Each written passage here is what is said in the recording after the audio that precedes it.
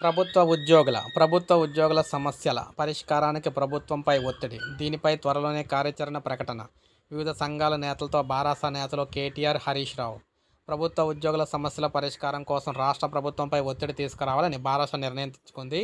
దీనిపై త్వరలోనే పూర్తిస్థాయి కార్యాచరణ అయితే ప్రకటిస్తామని ఆ పార్టీ సిద్ధమవుతుంది. ఈ మేరకు బారాస కార్యనిర్వాహక అధ్యక్షుడు కేటీఆర్ కలిసి తన నివాసంలో మాజీ మంత్రి హరీష్ రావు, పలు ఉద్యోగ సంఘాల నేతలు, విశ్రాంత ఉద్యోగులు, ఉపాధ్యాయ సంఘాలతో సమావేశం నిర్వహించారు.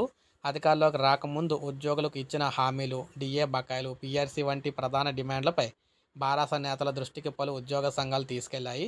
ఈ సందర్భంగా కేటీఆర్, హరీష్ రావు మాట్లాడుతూ ఉద్యోగుల ఆకాంక్షలకు, హక్కులపై బారాస సానుభూతితో ఉంటుంది. రాష్ట్ర ప్రభుత్వం 1,00,000 మంది ఉద్యోగులను ఇబ్బందుల్లోకి గురి చేస్తుంది. ప్రధాన ప్రతిపక్షంగా వారికి అండగా ఉండటం మా బాధ్యత. అందులో భాగంగానే ప్రస్తుతం ఉద్యోగ సంఘాలకు నాయకత్వం వహిస్తున్న నేతలకు మద్దతుగా నిలుస్తాం.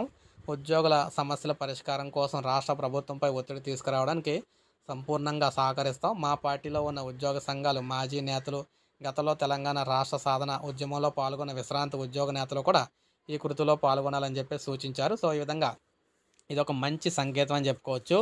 ఉద్యోగులందరూ కూడా వారి బకాయిలు సాధించుకునేందుకు ప్రధాన ప్రతిపక్షం అయితే రంగంలోకి అయితే దిగుతుందన్నమాట. ఉద్యోగులకి, పెన్షనర్లకి ఇది ఒక మంచి అవకాశం. ప్రతి ఒక్కరు ఒక లైక్ చేయండి, సబ్స్క్రైబ్ చేసుకోవద్దు, మన ఛానల్ సబ్స్క్రైబ్ చేసుకొని